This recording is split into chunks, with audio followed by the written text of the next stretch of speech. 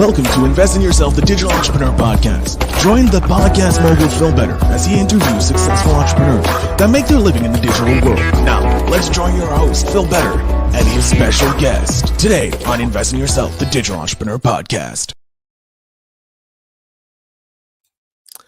Welcome back to another episode of Invest in Yourself, the Digital Entrepreneur Podcast. I'm, of course, your host with the most, Phil Better, and today we are joined by someone who is truly remarkable, and their story of resiliency and transformation will leave you speechless.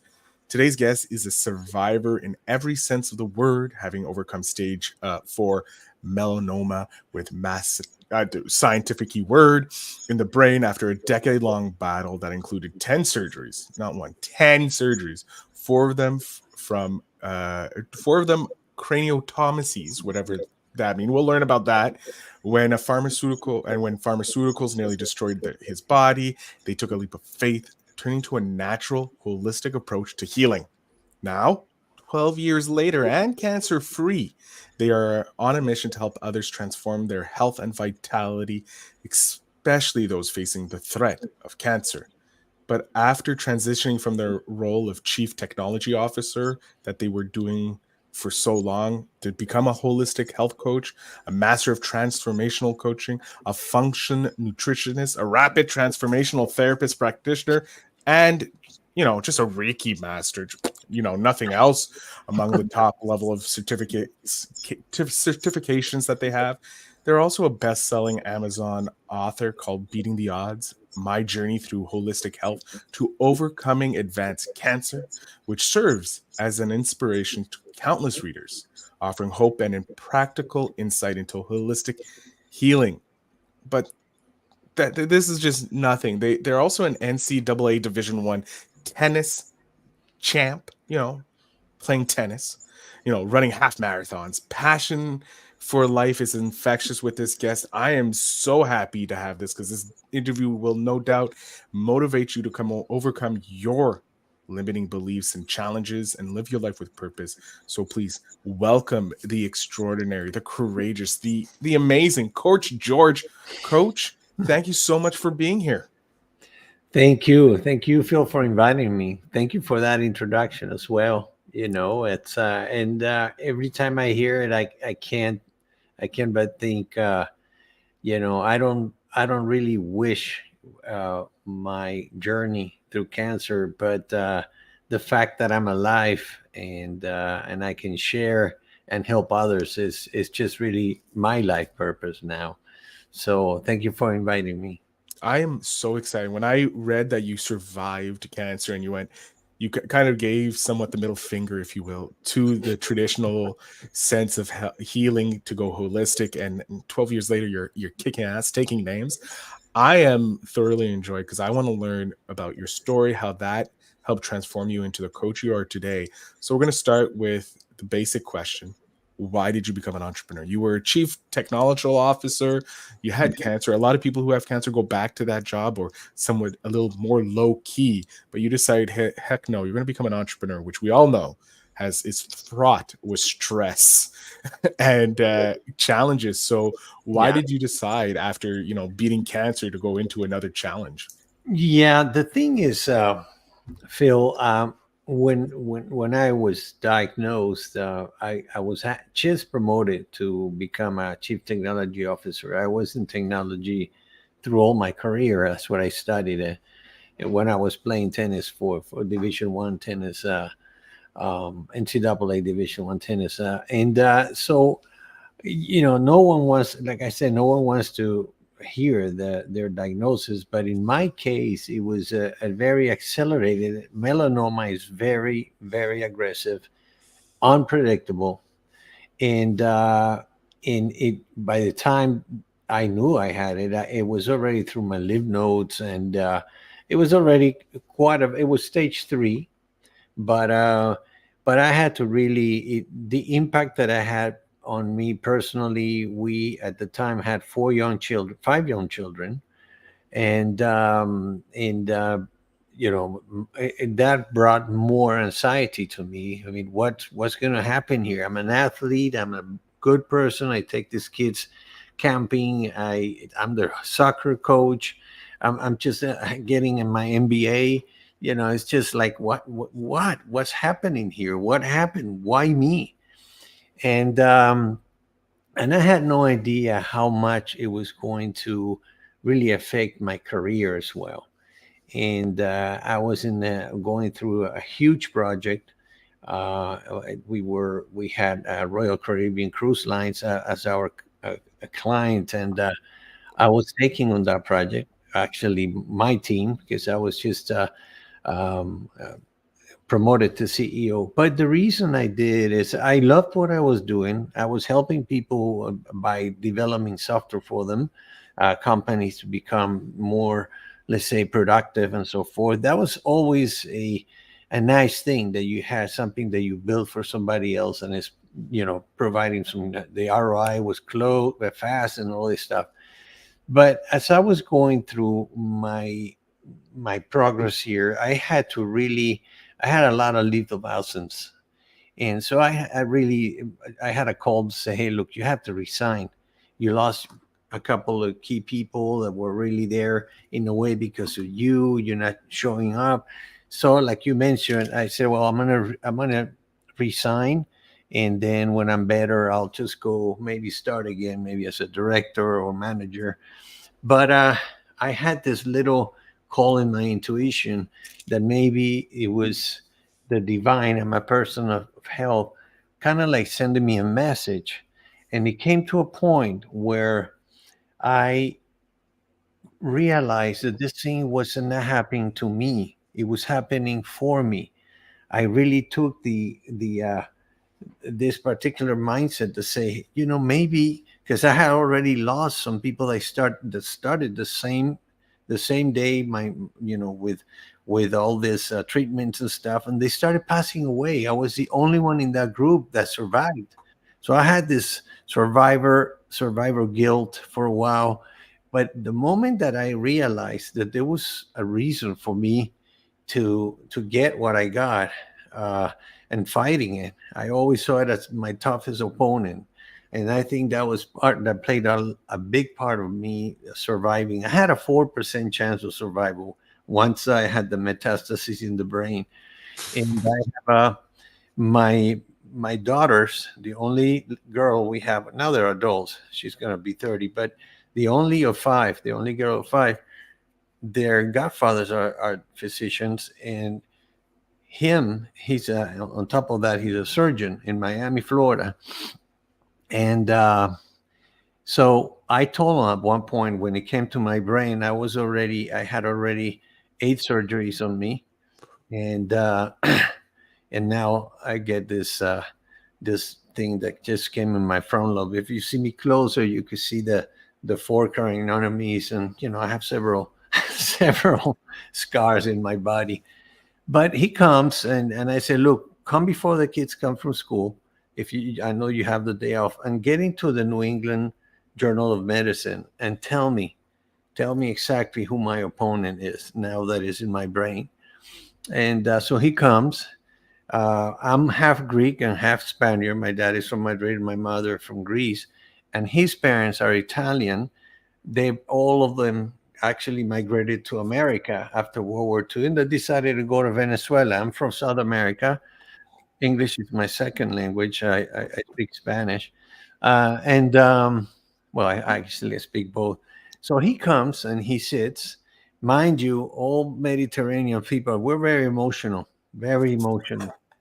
So I have a brother-in-law who's Italian, and yeah, there's a lot of yeah, large a lot of large passion. expressions coming out in the conversation. Yeah, absolutely. So he comes and he sits down, 6'4", 6'5", also a tennis player, and he sits, he logs in, and he starts reading, and all of a sudden I see that he starts getting emotional. He sheds some tears, and I say, well, let me read it, let me read it. So he stands up. I sit down, and he did say that when melanoma, and this is already so aggressive, and it goes up with 8 tumors in the brain, I had a 4% chance of surviving.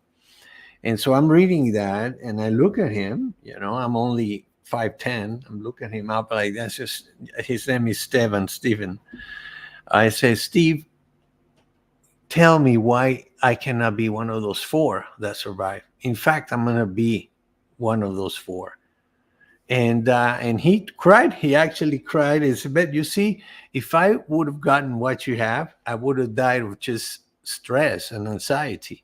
But you're something." And actually, I put him in a book that I wrote in one of the credits, because he did say, when I decided, it got to a point, going back to why I became an entrepreneur.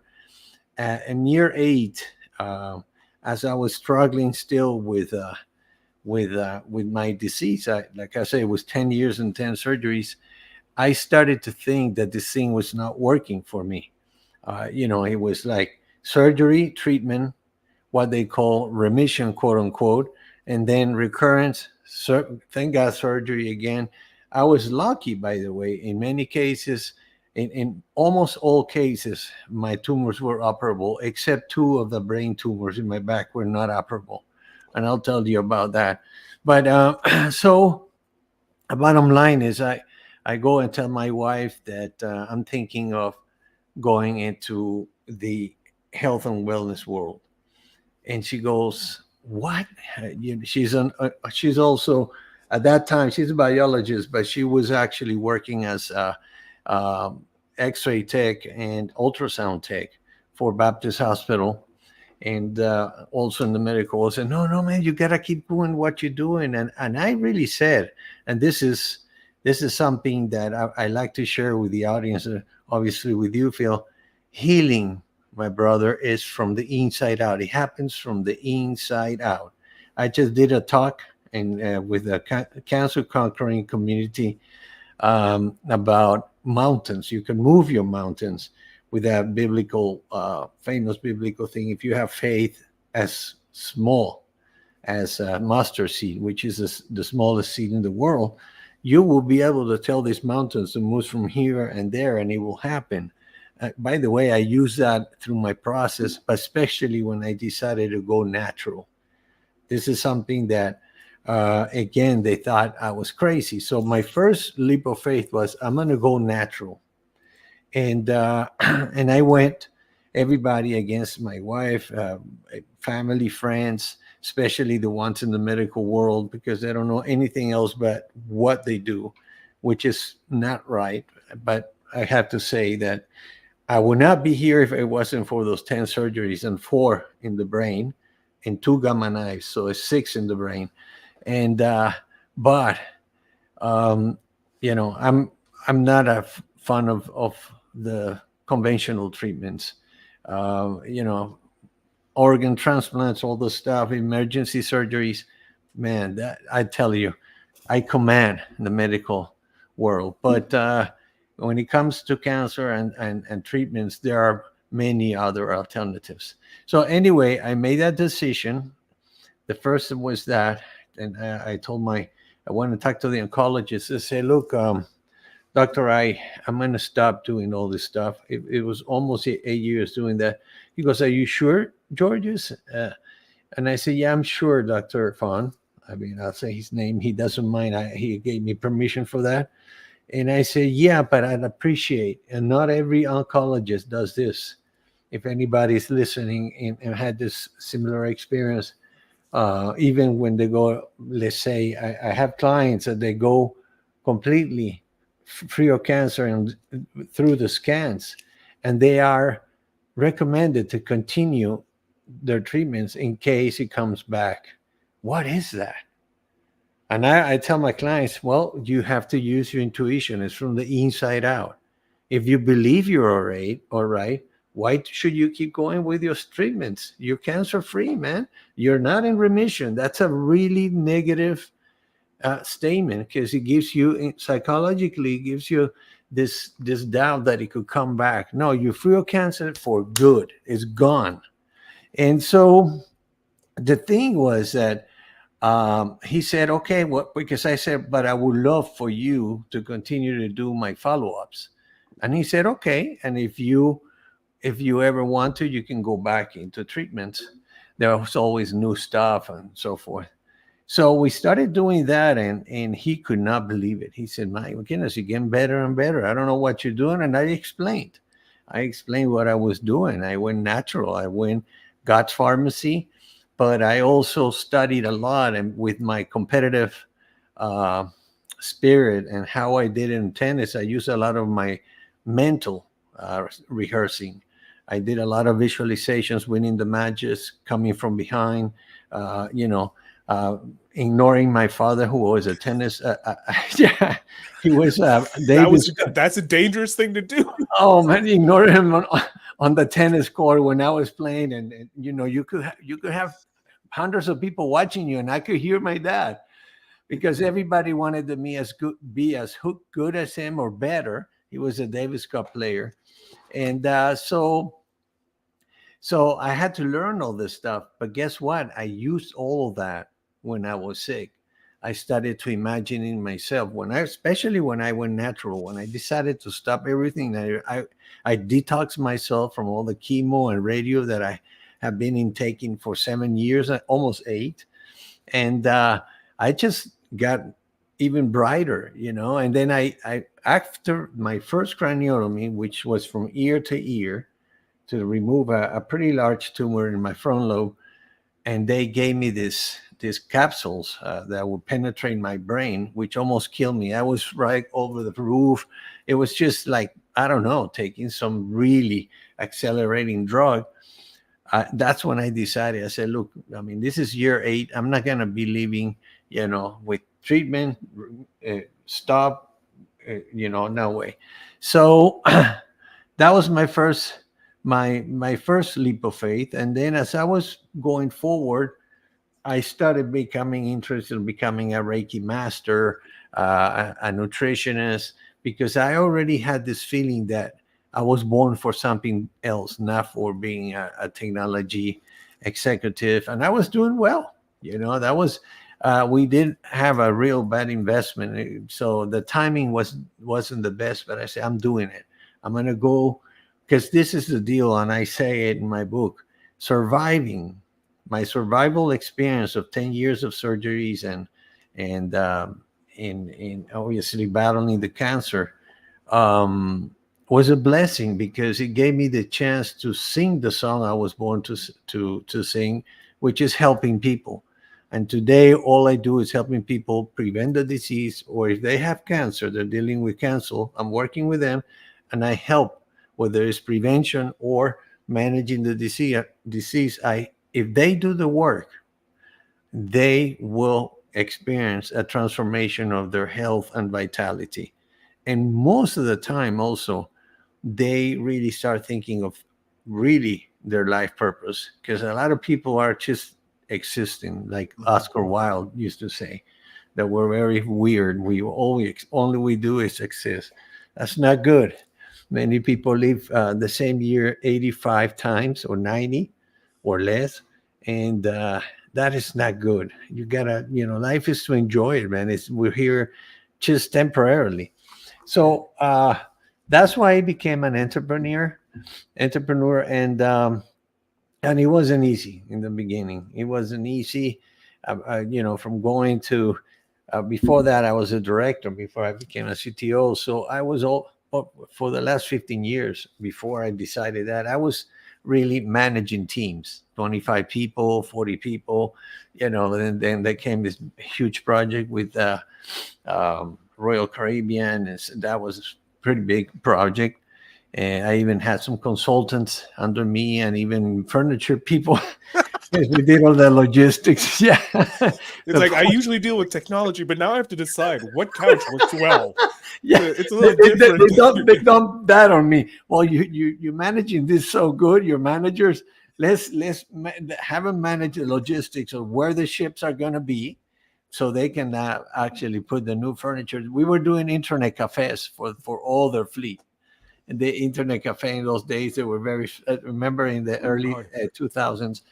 So that's really why I started. And one thing that happened, and this was started by my doctors wanting me to speak in one of their conference, because like my my buddy and my daughter's godfather Stefano, he said, "Look, for them, you're a trophy.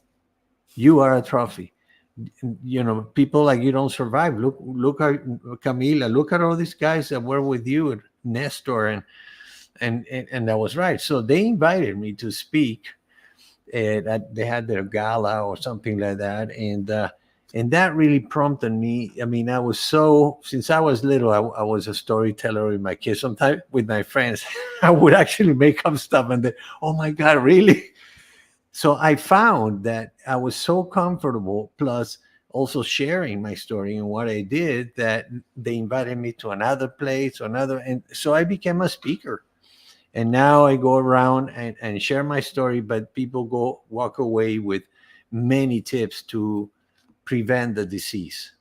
And if they have it, there's some key things that they can do to eliminate the environment where these cancer cells or chronic disease cells strive to live and grow.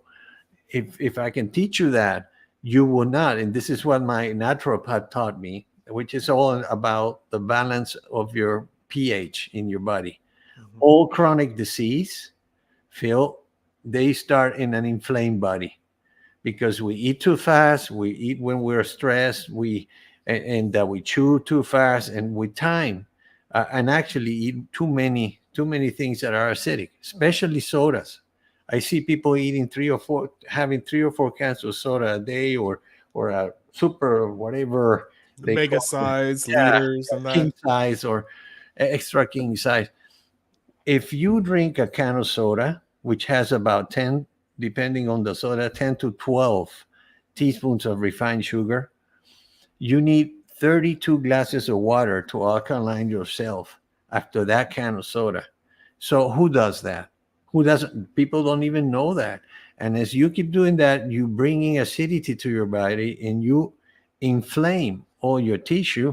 And that's where any chronic disease really surface. All chronic disease. Now, I did a talk in Toronto 3 weeks ago, and there was a holistic MD. He was a family doctor. He got cancer, and he did the same thing. See, the mind. One of the rules of the mind, and I'm going to share some stuff with your audience, with you. I'm going to send you a link so you can download it from my drive. There's 12 rules of the mind, but one of them is that the mind goes to what is familiar. And Phil, what is familiar in the West is that when you get cancer, you go running to an oncologist. There's nothing else. There's not even a possibility for anybody in your family, your friends. It's all, oh, go, I gotta go here. And it really is not like that way. In my 8 years doing coaching, there's only 4 people that actually did it exactly like me. They said, you know what, I'm gonna stop. And the truth is that there's 8 million Georges out there that actually went natural. They took the natural route to heal, just like in the East. And then you see there the recovery percentages in the East are much larger than in the West. So that's why I became an entrepreneur. All of a sudden, with the speaking, I started to get discovery sessions and basically starting to help with my protocols. But I kept, and I still continue to add stuff to my, to let's say, to my arsenal, so to actually give more value to my clients. I became a hypnotherapist, rapid transformational therapist last year, which is really, really amazing for people that are going through cancer, because there's depression in there, there's fear, there's a lot of anxiety, and there are beliefs. All this is another one. I know that we're going too much. I love this, but all disease. Write this down, people. All disease is emotional. And the reason many people continue to get recurrences is because they have not found the root cause. It manifested in the body, but all disease is emotional. We got emotional clutter since we are, and I learned this going for since we're in our mother's wombs. And as youngsters, anything that happens, we take responsibility for it, and we create beliefs that really ultimately They're producing serotonin and cortisol without us knowing. Maybe you hear a song or you see a movie and you remember, just by doing that, you're producing cortisol and you inflaming your body. So there's so many tips. Today, it was really good to talk with all these cancer folks because, man, when I hear them talking, I'm thinking, wow, it's fear based. Um, it's dramatic. Oh my goodness, hey, if I when I start a talk, whether it's 10 people or 1,000, I always said after they introduce me, I'm gonna have to bring you, man. I had never had an introduction like yours. You have, it was so good. But let me tell you, man, I always said, hey, raise your hand before I start going. Raise your hand if you're terminal. And you always see one. If there's a small crowd, maybe no somebody, hey, no, I'm not sick. And so, but I say, look, for those who did not raise their hand, if this was a test you flunked, we are all terminal. We just don't know when are we gonna go. So it's a mindset. If the doctor tells you you're terminal, you're gonna go home and cry to death. No, you could be actually going home and have an accident in your car and die not of cancer, man. And then the other one, and so everybody kind of like laughs a little shy. And I said, well, here's another one, and I'll get going. I said, raise your hand if you are absolutely 100% sure that you're going to open your eyes tomorrow morning. And nobody. And I said, you see how mental this thing is? Oh, because the doctor told me, which is again, you're giving all your power to the doctor. And we forget the power of our mind, the power of our subconscious mind, the power of forgiveness, which is healing. I'm writing a second book about the healing power of forgiveness. And then our spirituality, which is our connection with each other, with this amazing planet, which is so amazing and beautiful, and Mother Earth that we're continuing to try to beat up, and she's so cool. And so okay, yeah, keep beating me up until one day our grandkids will not have the same things we have. So we have to be careful with all this. But so yeah, and their journey of being an entrepreneur doing this wouldn't be as fun. It's tough. I'm doing this 8 years, and now is when I um, seeing a flow more. It seems like people are getting more and more times cancer and younger. Hmm. I just finished doing a whole 90-day tour with an 18-year-old kid graduating from high school, having melanoma, by the way. I have plenty of clients so far in 8 years that basically had melanoma.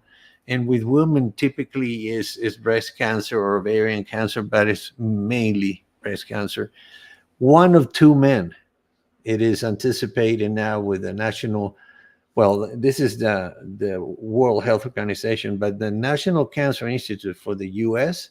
They're predicting one or two men will have cancer in their lifetimes, and one or three women will have cancer in their lifetime. The other thing is that I gave in Toronto, I did the state of health of Canada and the US. The state of health in the US, 48.9% of the US adults currently have one or two chronic diseases, cancer included. So, and if we keep going with this trend, by 2030, half of the nation will be obese, not overweight, obese. So we call healthcare. Well, we got to make some changes. I'm really advocacy now of, hey, change your lifestyle. Try to give yourself some time in the morning to nourish yourself. Go to the gym or I do 2 hours in the morning since I got sick. Before it was just half hour, an hour when I was as an athlete. But I understood, especially when I got diagnosed, that I was not giving time. I was not giving time for me. I didn't have time for me. I was a coach. I was still playing tournaments. I was, an executive already in my career. I was doing my MBA. I mean, I was all over the place, and the least thing I was doing is relaxing. Just I was strong. Thank God for that, because I think my spirit as an athlete, not only physically but mentally, helped me a lot through my battle. Yeah. My God.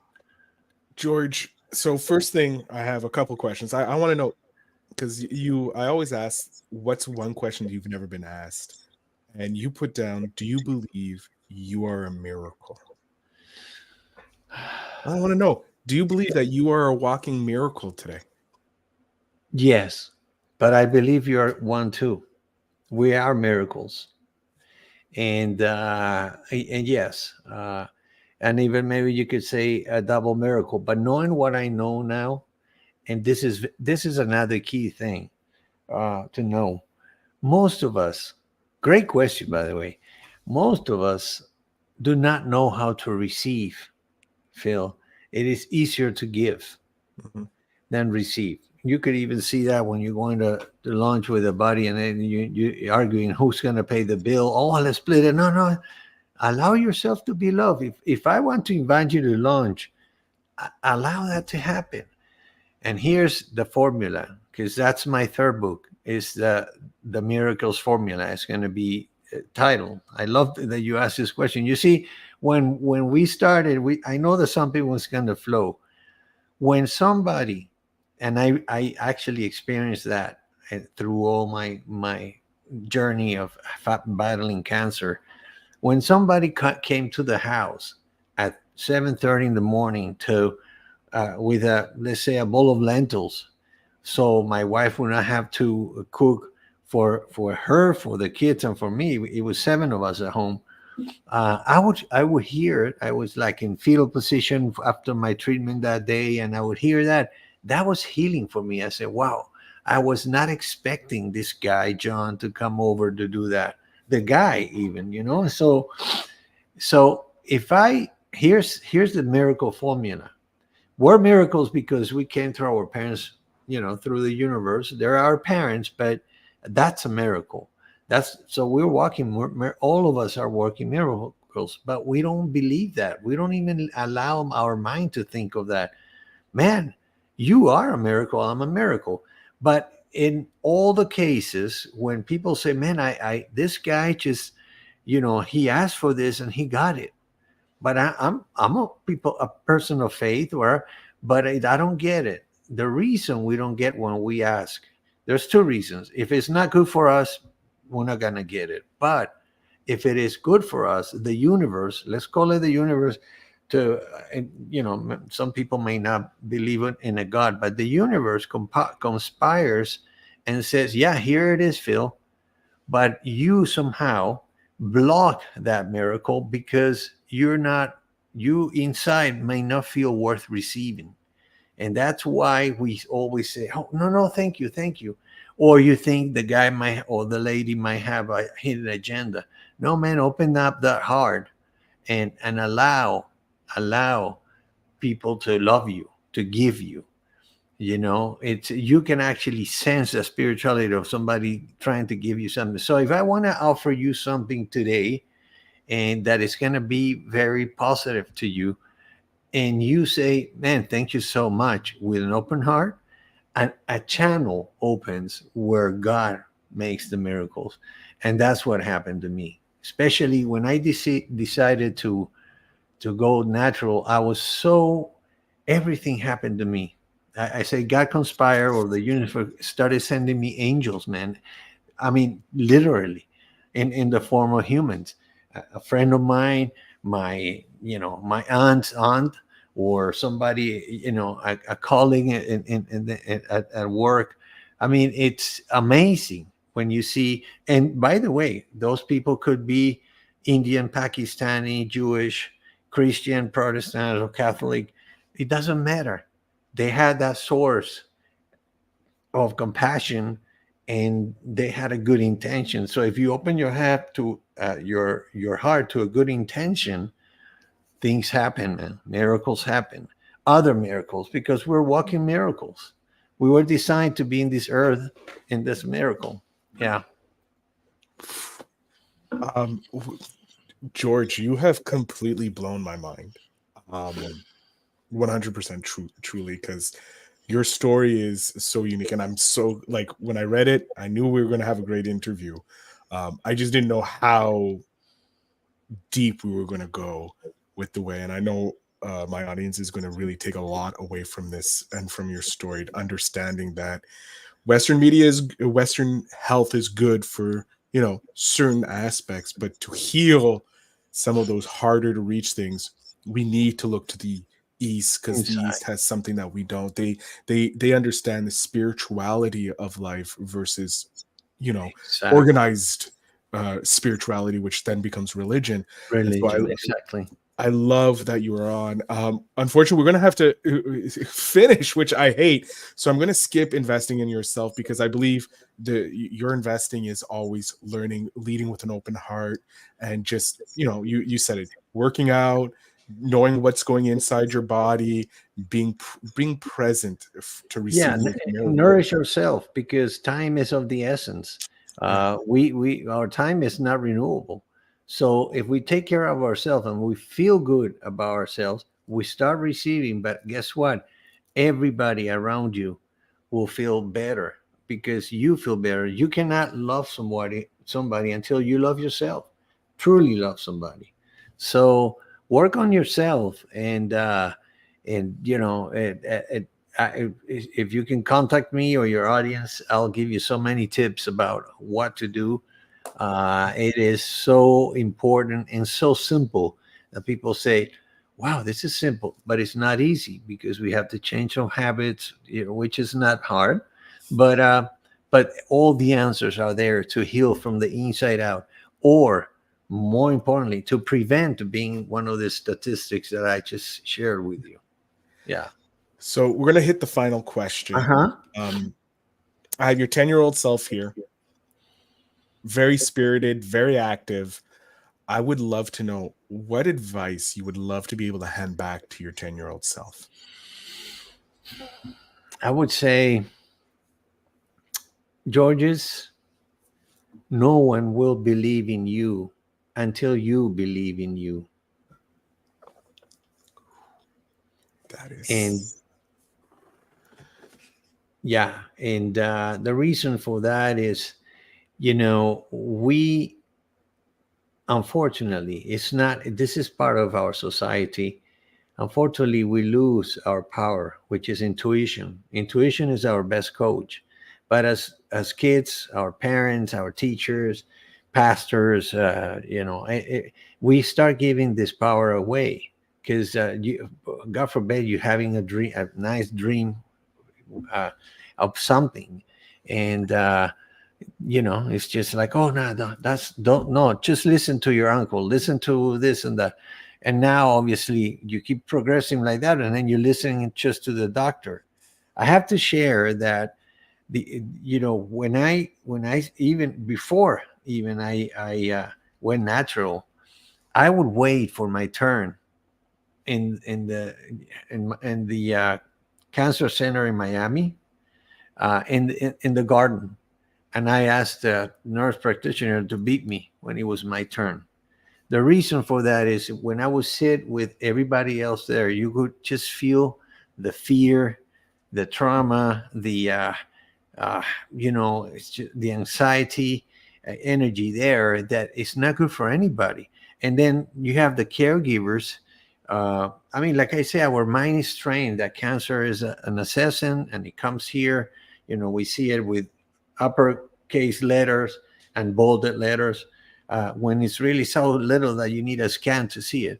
So, I did several things that really helped me in my process. For example, I never allowed myself to call myself a patient. I was somebody that had an issue. I went there, and then we can maybe talk offline, or I know that we're done. But I have a story. If I looked at my Greek side of the family, the landscape, I felt I was doomed. And it happened. I was diagnosed 3 weeks after my mom passed with cancer. But I said, because I fear the diseases. I was 4. I saw my grandfather, his brothers, then my grandmother's sisters, another uncle, things like that. My uncle, my mother's, and actually passing young, 55 years old, and my mother, then she passed at 64. And 3 weeks later, I had it. I fear the disease. Remember The Secret? That which is really true. There's no secret.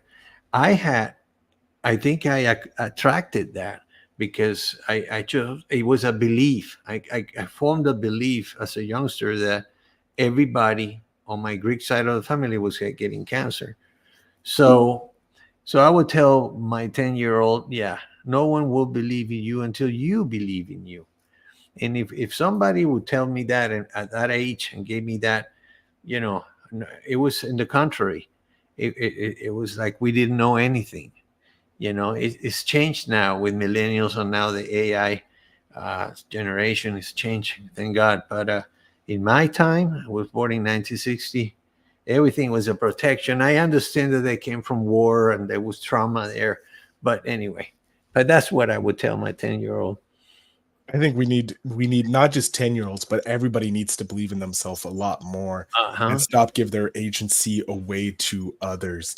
Um, George, as I decompress in the story that you shared with us and this amazing interview, I'm going to jump off stage. I want you to let my audience know how they can connect with you so that they can get some of those great pieces of tips that you have, so that Hmm. they can take their learning, their belief in themselves to the next level. The floor, sir, is yours. Yes, I do have a website where you can go and basically schedule a discovery session. I have an intake form in there. It comes automatically.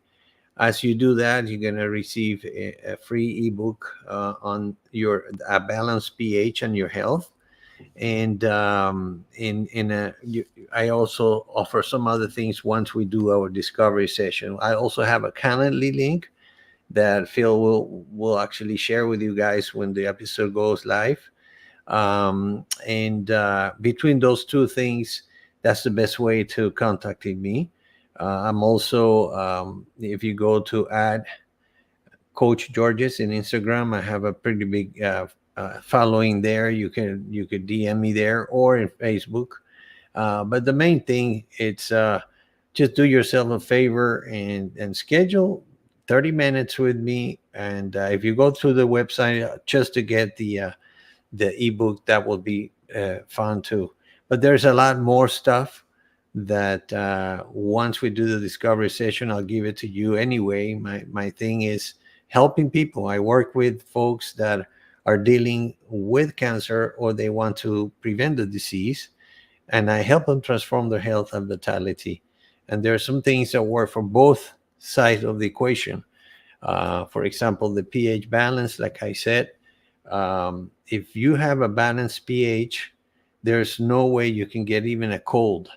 And if you already have a disease and you learn how to balance your pH, and you have a balanced pH, you definitely are eliminating the environment where this disease thrives to live and duplicate or trip. So just with that one, it's just amazing. And then how to eat. One last thing I like to share is that as a nutritionist that I am now, uh, when it comes to nutrition and digestion, 25% is what you eat, and 75% is who you are when you're eating. Are you stressed out? Do you chew too fast? Do you eat only in 10 minutes because you want to do errands before you got to go back to work? Or if you're an entrepreneur because your numbers are not hitting or whatever it is, um, that is going to affect your digestion. And that's how, by the way, we start building inflammation in our bodies and acidity. It's not just what we eat. You could be vegan, you could be whatever. I'm not an extremist. I just teach you how to create balanced pH plates. If you're going to have a piece of meat, you need to chew at least 30 times. But if you're gonna have it with French fries or fried stuff, that doesn't go good because the meat itself is acidic. But if you eat it with greens, a salad, or anything that is alkaline, you will alkaline that plate, and that's all you need. Sodas, try to stay away from that. But there's a lot more, and so when you get a hold of my Calendly link, or you can go to www. It's not easy. I'm going to change that domain, but you can go to Qualivita, which is Q as query, U as an umbrella, A as an apple, L as in Larry, E as in Emily, V as in Victor, I as in Irene, T as in Tom, A. It reads qualivita. In the Latin language, is two words, qualivita, which is quality of life. And that's where I aim with my clients. Do they have the living wellness and with purpose? God bless you guys. And Phil, thank you so much for inviting me. This was, I mean, I can say this, the host has a lot to do with the interview. Thank, Kudos to you. thank you so much, George. I am really looking forward to getting that the how to be able to pH and balance my Oh, body, yes.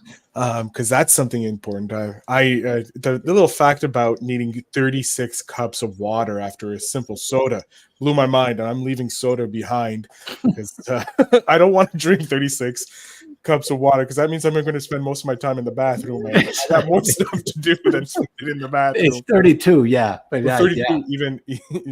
But George, I want to thank you so much for being here. It was a pleasure chatting with you. Your story is inspirational, and what you've left my audience from them listening is probably mounds of takeaways, which I'm looking forward to reading once I get the transcript, because I'm more of a reader learner, so it's going to be great to read that and get your ebook. So I thank you again for being Thank here. you. To my audience, please make sure you check out the show notes down below. Connect with George, especially if you know someone, if you are dealing with an illness that it could be quote unquote terminal. We're all technically terminal, but if the doctor's saying it's a terminal, make sure you reach out to George, because maybe he can help you become one of those percentages of surviving, and we can increase those percentages from low 4% to 94%, which is a much better success rate. George, thank you so much. To my audience, thank you so Thank much. you. Remember to always, always invest in yourself.